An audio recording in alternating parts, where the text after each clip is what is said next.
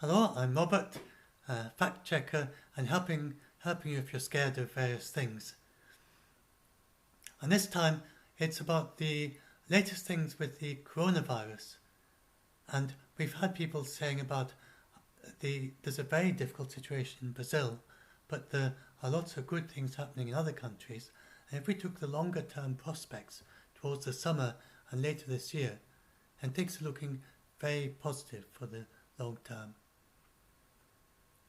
So first of all, if we look at the United States, then it came down very, very fast. And then it leveled off with this plateau. And this is happening around the world. And this is nothing to do with it seems mainly to be to do with people letting up on their public health measures.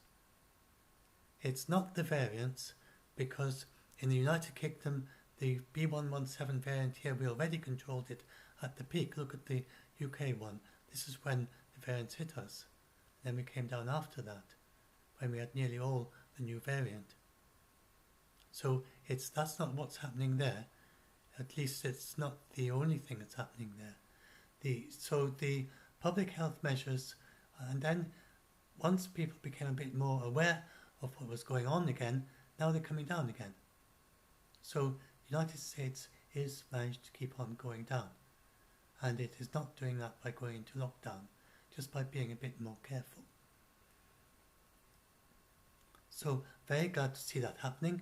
Oh, I haven't mentioned in this thing that, of course, Biden's COVID-19 relief has come out now, his American Rescue Plan. And for those who care, are most keeping an eye out on the cases, then we will see what happens. Remember, it's a week or 2 weeks from whatever measure until you see an effect on the cases. But this rescue plan, which he will be implementing straight away as soon as he can, then this will very likely have a very big effect again and start bringing it down again. So that's the United States. It's going to be very positive. It's very positive already. United Kingdom, it's come down very, very fast for quite a long time. Sadly, it's leveling off a little. And so they have to be very careful not to have it going up again. That's what we've realised over and over again. And the United Kingdom, sadly, has this policy, but I don't think he will stick to it. He's saying that he's never going to go back on any of the measures by which he opens up the economy. But if the cases start rising again, he'll have to. So they are being very careful, but it's levelling off, so they're not being quite careful enough if they're going to do any more opening up, because it's already really beginning to level off. It's got to be very careful there. And then this is Israel. Now this is very optimistic news in Israel, because Israel has had a great deal of difficulty. They've had lots of lockdowns and the cases were rising very fast. They vaccinated very, very fast. And including the Orthodox Jews, who have a big problem with vaccination, but they've decided that they've had these rulings that it's fine to take the COVID-19 vaccine. And that is really helping in Israel. Everyone is being vaccinated.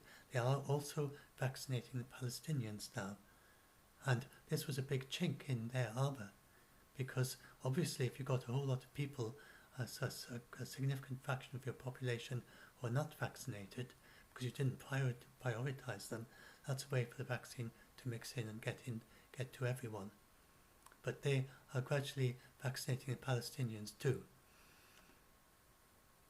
So as well as being a humanitarian thing, it doesn't make sense for the Jews themselves to not vaccinate the Palestinians as much as they vaccinate themselves, not if they're mixing with their population.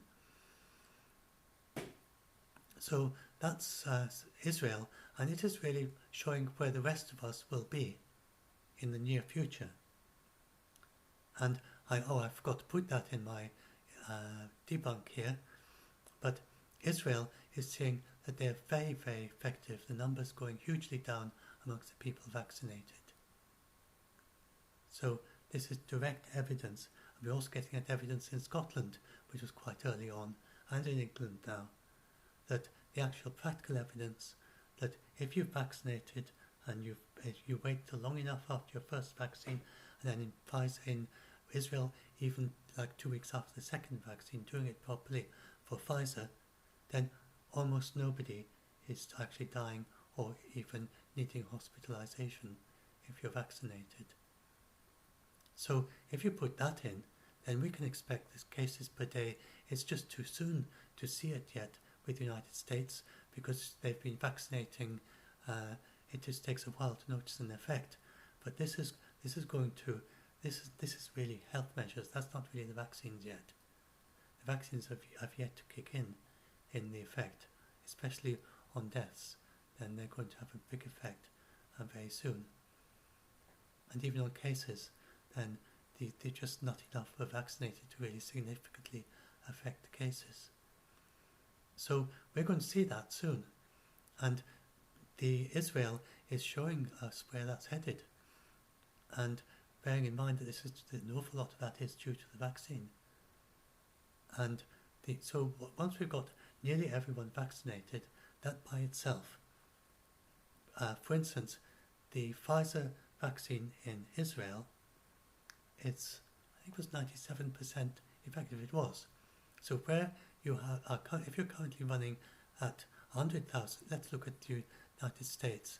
It's currently running at it's well below 100,000 already. I think it's 20 or 30. I don't know. Even if say it was 50,000, and then it's 90. Just for numbers easy, and it's 97% of those are removed by the vaccine. Once you've had both doses and then 2 weeks after the second dose. And that's why you have to have quite a delay. And then an extra week after that before you start noticing on the cases. Because you've got the incubation period and then a time period to actually test the cases.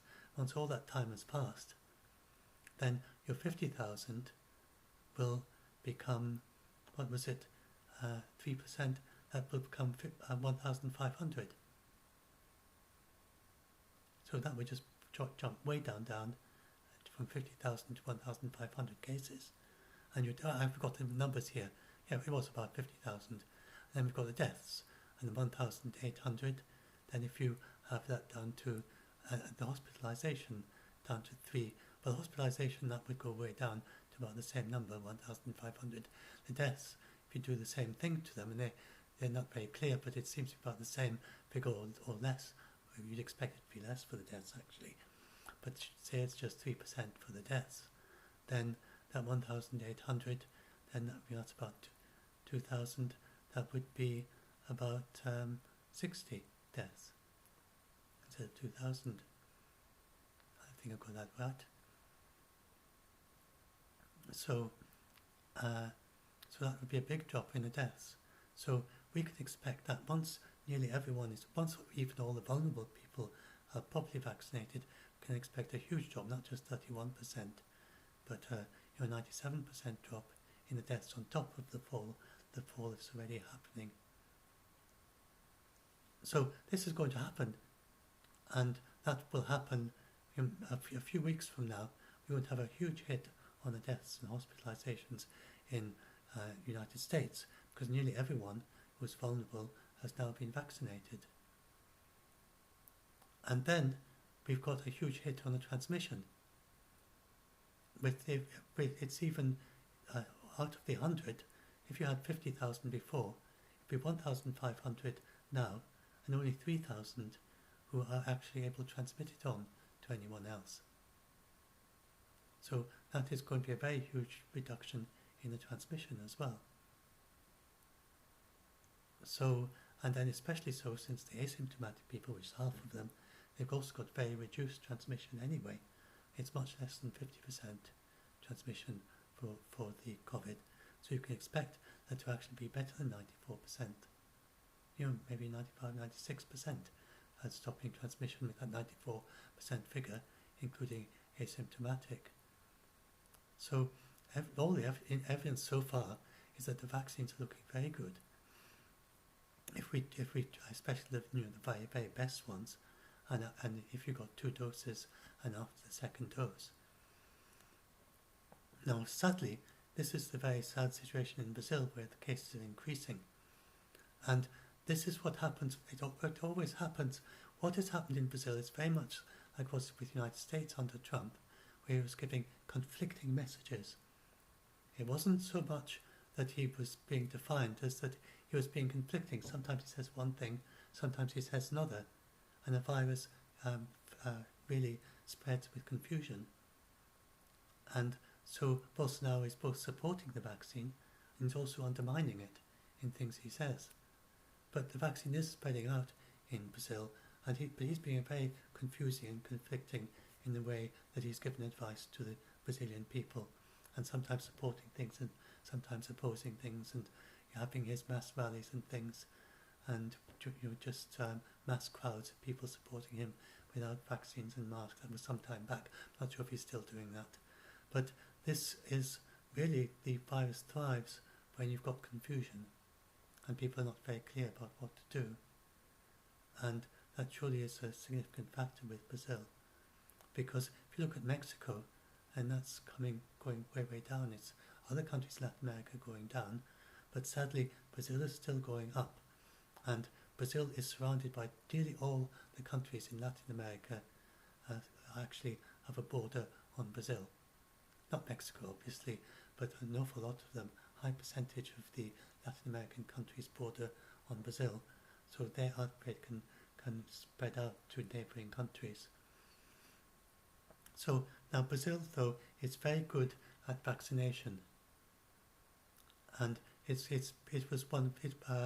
was very early at eliminating measles. I can't remember. Mike Ryan was saying that they had a very early success with measles, and where measles has been eliminated from the Americas as an endemic disease, from both Americas, North and South America.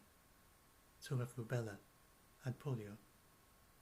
They've all been eliminated from the Americas as endemic disease. Sometimes you have them coming in, and there has even been a case in the United States where you had measles spreading amongst Orthodox Jews for nearly a year, and some other people, before eventually it was eradicated from the United States. But it's never been endemic for some time. It just hasn't been endemic, as in been there a single infection transmission chain continuing for more than a year. So once the vaccines are well underway, we can expect Brazil, and the 94% is enough to eradicate it, if once we've got the better vaccines. So the Pfizer, and then we can expect more vaccines like that. So I think we're going to eradicate from the world myself. I really don't see why not. I don't understand. But remember, bear in mind that I'm maybe being excessively logical, I'm mathematical, that's how I think about things. And there may be some intuitive belief that I'm missing. But I really don't see why, with these figures, we're not going to eliminate it. I don't understand why the experts are not saying that we're going to eliminate it. My mathematical brain, just doesn't see how we cannot eliminate it with such an effective vaccine. So I just have to say how I see things. But still, the experts are saying we've got to be prepared for it to be endemic. They're being very sceptical about it, and I find it very strange, because until just a few weeks ago, there were people saying we can go for zero COVID, and it seems to be then, as we got better and better results about transmission and by stopping transmission, the experts are being more and more certain that it's going to be endemic.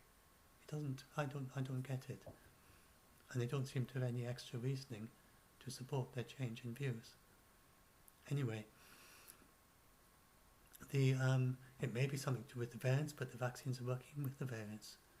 Anyway, this is looking at the vaccination doses and how they're going on. We've got to this United Kingdom, United States, European Union, and we've got Mexico, very nice for the members group from Mexico. Then their vaccine is well underway now, 3%, 5% Brazil. And then if you look at the vaccines per day, then look, it's 0.14 per day for Mexico, and very high in the United States. And United States, they plan to offer vaccine to every adult American by May the 1st. And they expect just about everyone who wants a vaccine, who's an adult, to be vaccinated before their Independence Day celebrations on July the 4th. So they're planning to have a fully vaccinated July the 4th United States for adults. For really to there is a fair bit of transmission in schools. This has been discovered. This was a finding last autumn. Gradually over the last autumn they found more and more evidence that it is spreading in schools. And so the children do need to be vaccinated. But this needs more evidence because the clinical trials were done with older people. There are now newer clinical trials with the children, but it's not yet got the evidence for that. Now, this is looking at the vaccine production volumes, and this is really quite extraordinary. If you look here at the number of secured vaccine doses, this is the doses that are advanced secured doses, 10.4 billion. And the reason is that the wealthier countries are way over securing. The United States and United Kingdom, Europe, Canada, they've secured far more doses than their population requires. And if you add those, so the COVAX facility they can vaccinate, I think they've got 3.56 billion doses. I haven't counted what percentage that is. It used to be 27%, I think, of the ones that they can want to cover. I think it's now more than that. It looks like it's probably more like 30% or more with those figures. So by the end of 2021, then that will be certainly all the elderly, all the vulnerable in the entire world will have been offered a vaccine. This has never happened so fast before, and all the health workers. It's really sad that it's not going a bit faster now. For instance, the US is criticised because they've got 10 million doses of AstraZeneca that they are stockpiling, so as to be able to give the doses to the American people when they approve it, which won't happen for quite a few weeks yet. And the World Health Organization say that we shouldn't do any stockpiling. If you've got a vaccine dose, immediately get it into someone's arm. If not in your country, in another country. So with the United States not yet approving AstraZeneca, they should be giving their doses to some other country. To Europe, has got approved AstraZeneca, they've got a shortage. To Africa, any other country. Some reciprocal arrangement, and say, and when we need it, let us have it. But we've got all these doses, so you can have it now. So I don't know why they're not doing that. But so that has been the main problem really all along at this first bit, that you've got these countries that are getting lots of the doses. Then I'm in the United States, United Kingdom, and we are very quickly vaccinating our entire population, as you saw with that chart up there. We are most vaccinated of anyone, almost, except Israel, which I haven't included in that chart. I think the UAE is ahead of us as well. And we vaccinate all the vulnerable, all the elderly who want a vaccine. And at this very moment, the elderly people, the frontline workers, the leading doctors in Africa who are dying. There was a news about a very important doctor who died of COVID-19 because he didn't get a vaccine. In Nigeria, I think it was. I can't remember. There might be in Ghana. I can't remember the country, but that was a recent news story. Very important doctor in his country, an expert, and he died because he didn't get a vaccine. And this just shouldn't happen. When the likes of me, I've been vaccinated, and I've got almost no risk. I'm not a frontline health worker. I would have, if I could have given it to the health workers in Africa, I would. But there's no point. My country won't do that. And that's not right. I feel very strongly that the United Kingdom should be giving at least some of its doses to frontline health workers in Africa. Every country should be doing that. They have a big shortage. We are well oversupplied with doctors, nurses, health workers. They've spent decades building up their medical capabilities, training their doctors. They have much fewer doctors and nurses than we have, and yet they can't vaccinate them, and they're dying, and they're dying right now because they don't have the vaccines. And instead, United Kingdom, United States, European Union, then we are, well, European Union is falling behind. It probably hasn't vaccinated all its vulnerable. But United Kingdom, United States, we've vaccinated everyone who's vulnerable. So have Israel, so have the UAE. There's quite a few countries that have vaccinated everyone who's vulnerable, and they're just pressing ahead. And they say to the rest of the world, once we've vaccinated everyone in our country, we will give the excess doses to you. That's not right in my view. We should be giving a proportion of our doses, even if it's just 10% of our doses, to frontline health workers in the rest of the world, and to especially frontline health workers, because this is a really big hit on developing countries who have a very small health workforce, who are way overstretched, treating far many COVID cases. They just can't keep up, and they're dying because they can't vaccinate themselves. So I feel that very strongly. But the positive side is that we have never done anything like this before. We have never rolled a vaccine out. So you look at it positively, don't look too much at the negative. I mean, be aware of the negative, try and get these things changed. But the positive is that back with AIDS, back with H1N1, back with the swine flu, the people in the rest of the world would have not got the vaccine they wouldn't have got the vaccine at all until 2022 or 2023. They wouldn't have even started yet. They wouldn't, with the way we were just a decade ago, then Africa wouldn't have seen this vaccine until 2022 or 2023. So we have made a huge step forward with COVAX to have this rolled out to the entire world, and not this incredibly unfair system that we had before. But we need to be better. We need to step up and be even better than that. And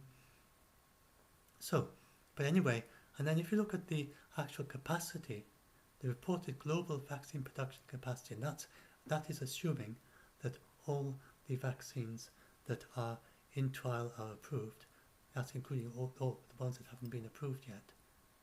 Then, but just about I think every vaccine that has got past phase 3 has been approved. There were some failed at phase 1, and just a couple, I think. And so that potentially, we have the capacity for 21 billion doses, and that's more than 10 billion people, because some of those are just one dose. And indeed, I worked out that even if you just looked at the secured doses, then we have enough to vaccinate 72% of the world population if everybody is only vaccinated once, and if the wealthier countries give their extra doses to other countries. Then we can vaccinate 72% of the world population just with the doses we've secured already. You have to bear in mind that there can be wastage and things like that. So you deliver the doses and then people aren't able to use it in time. The people don't turn up for their appointments or whatever, or there's an accident or whatever, and some spoiled in the process of transportation and so on. But we could vaccinate well over 50% of the world population, probably well over 60%, 70% with the secured doses. And then we've got the capacity to vaccinate everyone, assuming that they all are approved, which they probably will. There are a few categories, particularly the inactivated vaccines. We don't have the data for those yet, but with the preliminary data, the Chinese inactivated vaccine, the preliminary data, they just haven't done it. They say that is also excellent. So those probably work too. So really things are looking very, very positive for the midterm, but it just in the mid-future. But the very near future, the next few months, few weeks, few months, depending which part of the world you are, the next several months if you're in Africa, maybe even most of the year if you're in Africa, is going to be really quite a tough time, but well, until later on this year, summer, autumn kind of thing. But the there is some very positive stuff, and then if you look forward to the fall, or to autumn as we call them in the United Kingdom, then there's a lot of interesting things. I'm particularly interested in Medicago, which will be the first vaccine grown in a plant. That's in phase 3, it's looking very promising. And it's grown in a wild variety of tobacco. And this may have many advantages over growing in cell culture like chicken eggs. And it has very quick turnaround in the plants. So that'll be a new way of producing vaccines. It has to be refined, obviously. That's just the first stage of it. But that and then we've got the ones that don't need needles, like CureVac, if I got that name right. So, and these are all just first generation vaccines, because they're going to be doing things like we're already testing, mixing and matching, which generally makes a vaccine more effective. It's been tried with other diseases and it works. So if you use one vaccine for the first dose and a different vaccine for the second dose, then it means that the body gets the thing that's delivered to it, and then with the second dose it hasn't developed any antibodies against the vaccine delivery mechanism. And so the second dose tends to be much more effective. And then also the second dose may also trigger different parts of the immune system. So you've got a more full coverage. And so they're doing these mix and match vaccines. And we may well have it like you vaccinate your second vaccines against a different variant, but it also kicks up the immune response for the first one. And so they're doing all these tests. They're doing clinical trials of, for instance, Pfizer followed by AstraZeneca, AstraZeneca followed by Pfizer. They were talking about AstraZeneca followed by Camillion, and the other way around, because those are both based on adenovirus, but a different vehicle. So then all the therapeutics, and then there are over 300 in clinical trials at the moment. 300 different vaccines, different therapeutics, drugs to treat COVID in clinical trials. So you get people who are enthusiastic and say, oh, ivermectin, that's the one that's going to do it. That is not, I don't think we should do that, because when you've got a small trial and you've got just a few hundred people, and even if it's seen that everyone was cured, it could be a complete fluke. This does happen sometimes. It's not necessarily the statistical thing. It could be just that particular group of people, they were there's something particular about them, and it could be that it would just be statistical because you've got so many trials going on around the world, and if you've got like 10,000 or 1,000 trials or something like that, then some of them just by chance will appear to be very effective when they are not. So that happens. So you've got to watch out for that, just by chance, far more than the statistics would suggest if you analyse it statistically. And then you have the problem of side effects. And that was one of the things with chloroquine, that it had bad side effects. And not when it's used normally for treating malaria or whatever it was that it was treating, but when it was treated COVID, then some people were getting bad side effects, just a small number. But if you've got a small number that are actually dying, then that, or they've got heart attacks or something like that, then that could easily counter-affect the effectiveness, even if it's just 1 in 1,000, of a drug that was very effective in 100 people. So you do have to do the large-scale clinical trials. You've got to do it properly. You've got to be very careful by looking at side effects. Check nothing serious is happening to anyone. You've got to do proper clinical trials. You shouldn't just get enthusiastic on small-scale trials, even if lots of small-scale trials for your favourite drug. But there are over 300 of these drugs being tested. And currently typically 1 in 10 will pass clinical trials, so that could be 30 therapeutics.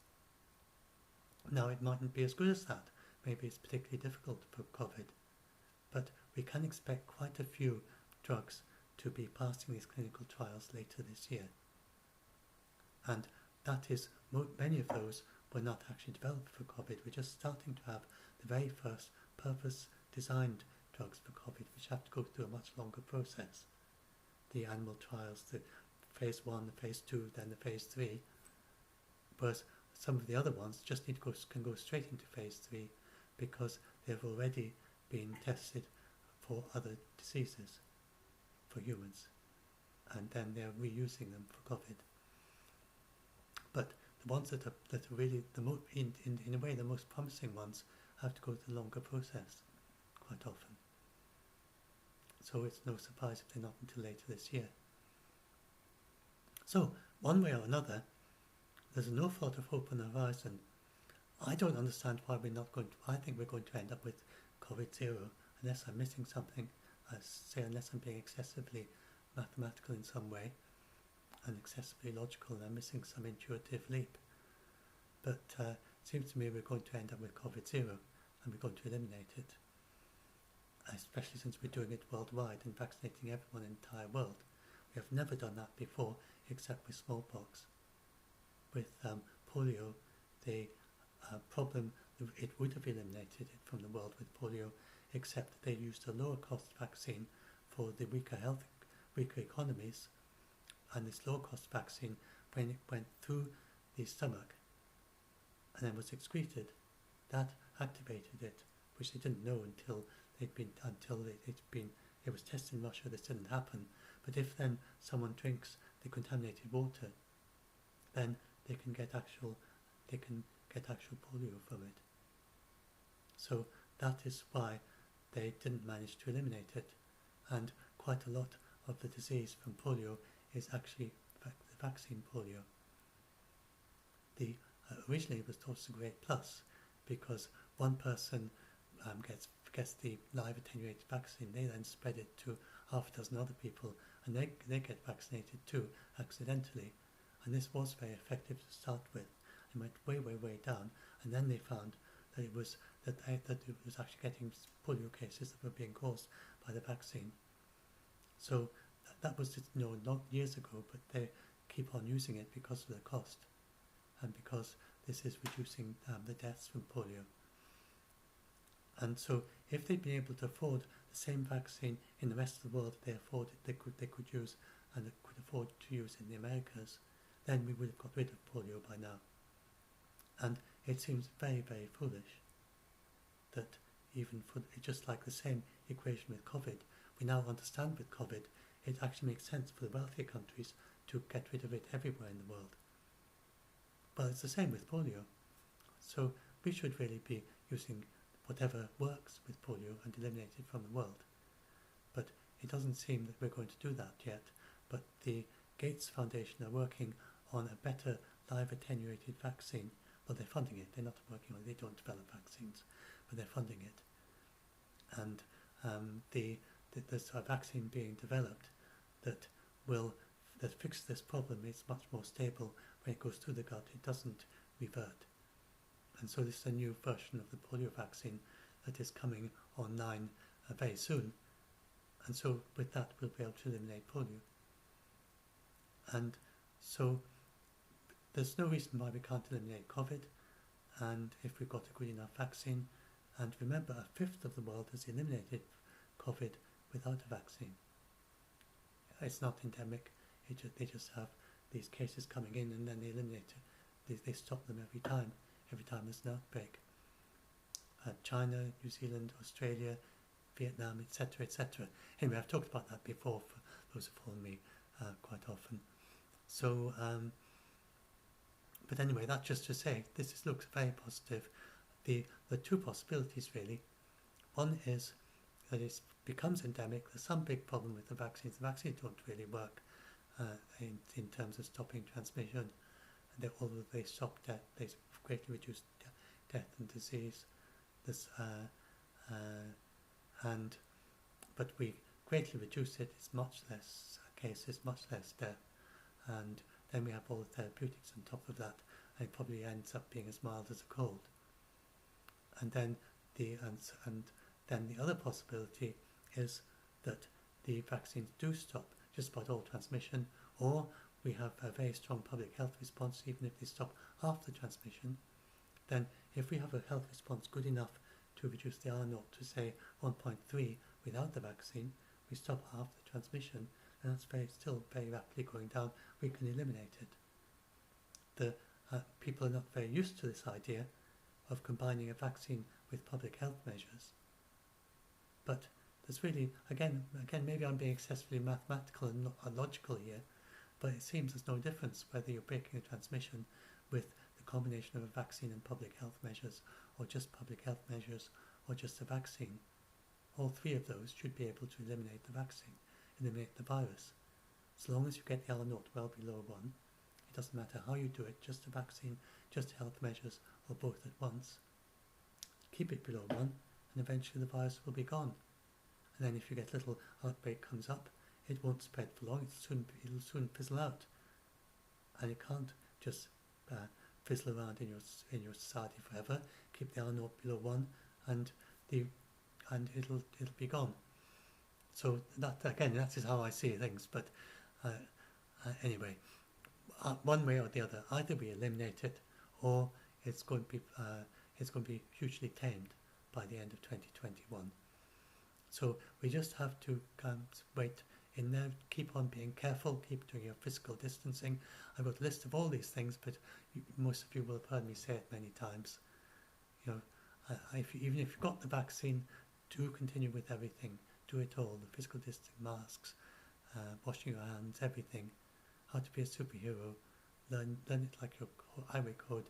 Just make it automatic, that you always step back, you always physically distance in any situation where it's appropriate. You always wear a mask. Just make it totally automatic, so there's no thought process involved. It's as automatic as looking both ways when you cross the road.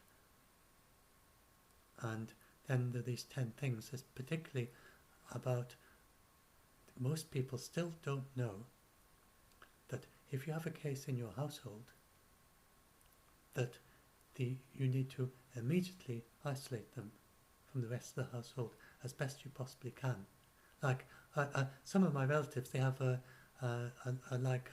shed converted with a room in the shed, for instance, for visitors, or we might have a caravan, or when you've got so many visitors you can't fit them all into the house. If you've got something like that, then if someone in your house gets COVID-19, that's where they go, and keep them as isolated as possible from the rest of your house. And they will very likely not transmit it to anyone if you do that very, very rapidly. As soon as they develop COVID-like symptoms, even before they get tested, isolate them from the rest of your household, and that probably will stop it going to anyone else, because it's only 1 in 10. Indeed, many households it doesn't even spread to anyone. And then you get these super spreader events where it spreads to everyone in the household. But if they've only just developed symptoms, they may have had the super spreader event already, but in most cases they haven't. So if as soon as they develop symptoms they go and isolate, and Mike Ryan was saying, I think it was Mike Ryan, was saying that his cousin, his niece or something, he said that she was a superhero because she got symptoms, and he said, oh, I think I've got COVID, and then she insisted on isolating from the rest of her household, including some elderly and vulnerable people, and the rest said, oh no, you've not got COVID, those are just very mild symptoms. Turned out she had, and so she very likely saved the rest of her household from getting COVID by being so very careful about isolating immediately. Then she got tested and she had indeed got COVID. And so we should all be doing that. And then if you do get a case, so they should immediately isolate from the household. This would stop 80% of the transmission is in households. Most people don't know this. 20% is between households. It's very important because obviously if you block all transmission between households, it's not going to spread in your society at all. So stopping the 20% between households is also very important. This is what we get all the public news about and the super spreader events. But 80% of the transmission is in households. So if you can stop that, if you can really isolate immediately as soon as you've got COVID, as soon as you even suspect you've got COVID, make sure, and wearing a mask in a household, I know it's a bit of a nuisance, but if you are in a place where there's community spread and if some of the people in your household have a risk of getting COVID, then they found in, I think it was in China, I can't remember where, that they found that if the households where everyone wore a mask in the household, then there was much less transmission to others in the household. So, although it's a bit of a faddle, but if you are in such a situation where some of you are frontline workers or something, there's a risk that you might get COVID, then it's actually quite sensible for all of you to wear a mask at home in the household as well, even though you haven't got any symptoms, if you can bear to do that.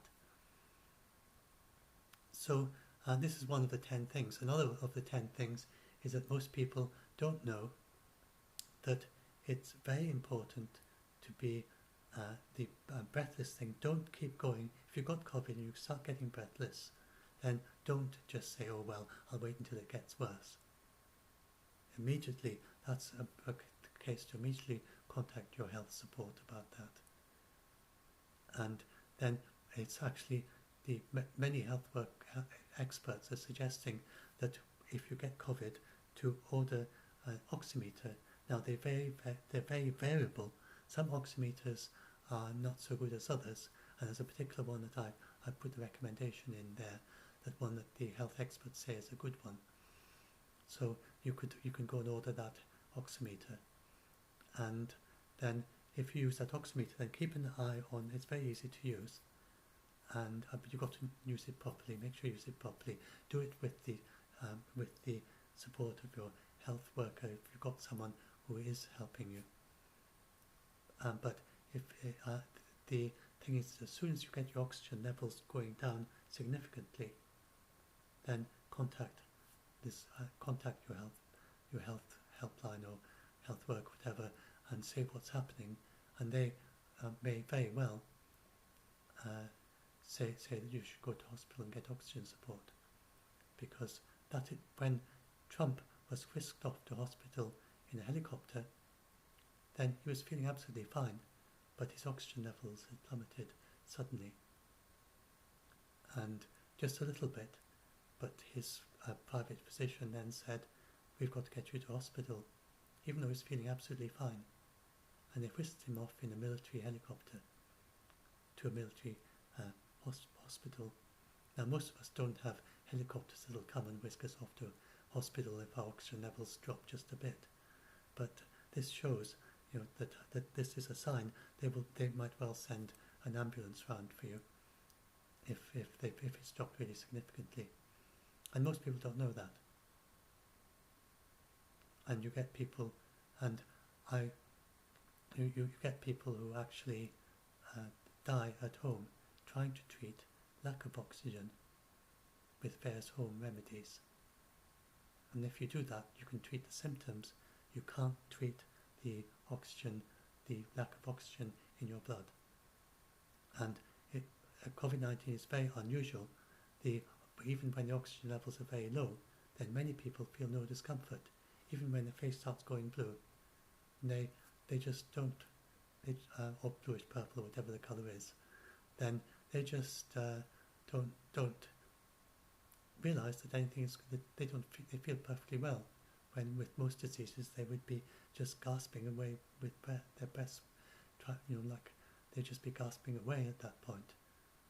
But with COVID, it's very unusual in the way it attacks the lungs, that you can end up with very little oxygen in your blood, and yet you don't feel any discomfort, because the way your lungs are working seems normal.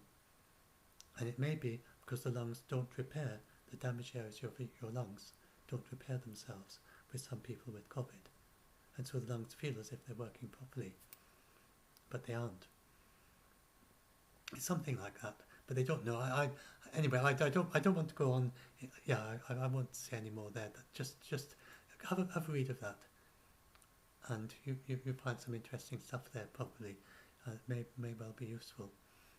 And then do check my sources. And then just the usual thing, just a reminder that don't take, there are many people on YouTube who claim to be expert and to say all sorts of things, and they and an awful lot of the information you get on YouTube is not reliable, it's not good information. So do be careful with the sources that you find. Obviously, if it's the World Health Organization, then they are good sources, whatever they say. And the US CDC, Dr. Fauci, people like that, then they're expert. But if you find the likes of me, then don't just take what I say because I said it, but go and rather, this is saying to, I put links in all my answers, all my blog posts, which you get in the links in the video description. So I'm really saying to start following the World Health Organization, start following the experts, check up the things I say, and go through to the links. And I'll keep linking to the World Health Organization and other expert sources. So do that, connect to them.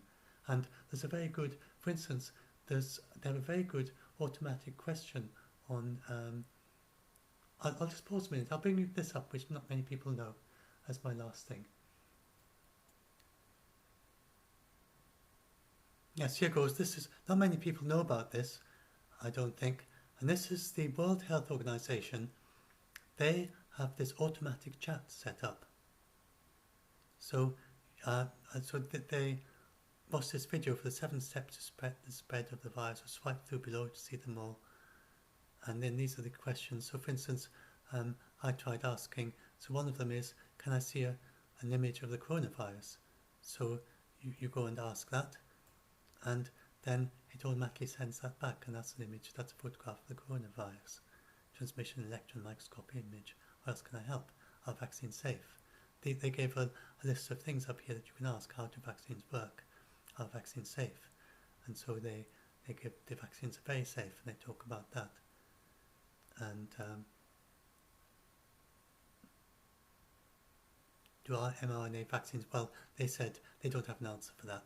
So when they don't have an answer, they have these things that you can select from. And so, and watch the science episodes of Science on 5, in 5, vaccine distribution. So this is quite a useful resource for some common questions. Like, what was this? Try typing your name for a country to get its latest case numbers and sign up to daily alerts. So I just typed in Mexico, and this is not current. In fact, let's type in Mexico. I'll show you how it works.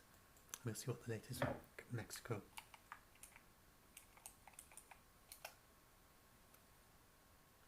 And so we'll see it, and it'll just take a little while to do its thing, and then it'll come back and it'll tell you, there we are, 2 million cases, that's the number of deaths, new deaths, 709.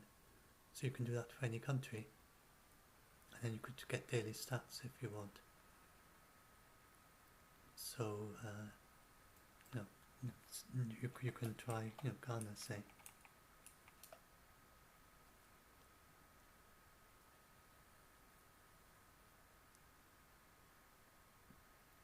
It's 87,000 cases, 685 deaths, 29 new deaths in the last day. So, yeah, and then these vaccine questions.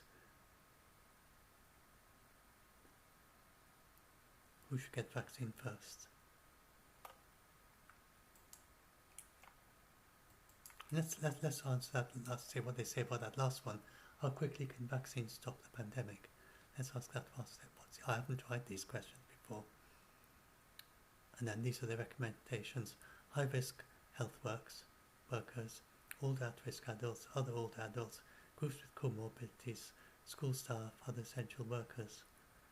They said this is when widespread transmission.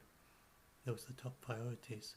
And then you can ask, let's ask that question, how quickly can vaccines stop the pandemic?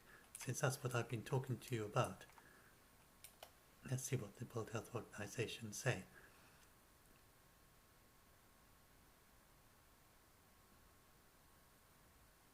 and it will depend on the effectiveness, the approval processes, manufacturing speed, delivery mechanisms, how many people get vaccinated. And the World Health and most scientists expect the vaccines will not be 100% effective. Maybe this is, I'm not sure how recent this is, because we now have the vaccines, but will help to ensure that any approved vaccines are as effective as possible so they can have the greatest impact on the pandemic. That question doesn't look as if it's been updated for a while. But anyway, that's quite a useful resource for answering basic questions about COVID. And then I strongly recommend going to the World Health Organization YouTube or whatever and watching their social media Q/As on Wednesdays. They're very good. They answer the questions that everyone has on their mind on various questions in the day. And the press briefings tend to be a bit technical and a little bit political. You know, the things that journalists want the answers to. They aren't always the things that you have to listen to an awful lot of kind of political aspects to it to get to the core of whatever you are particularly interested in as an individual. And they're quite long, so I watch everyone, but I think most people find them a little bit intimidating.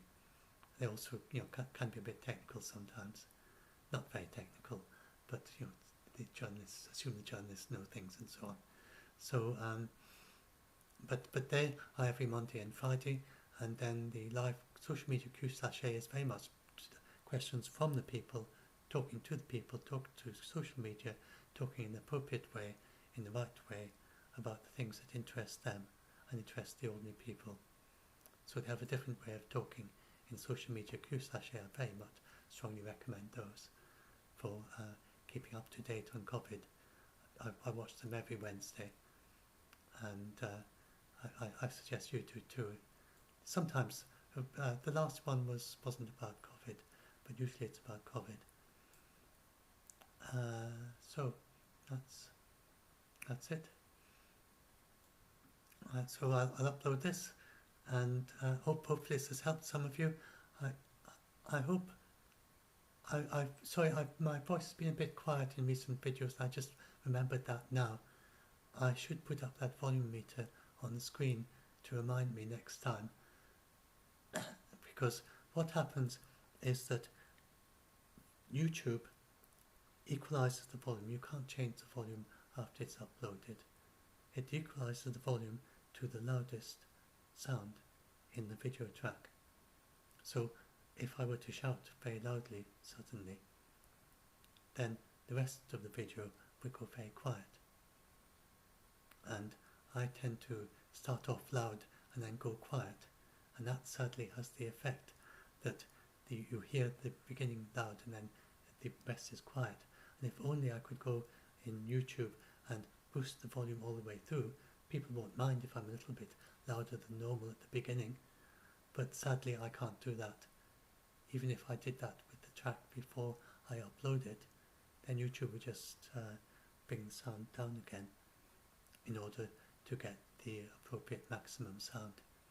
So there's nothing I can do about this except to learn to speak in a more uniform volume for my videos. Oh, there is something else I could do.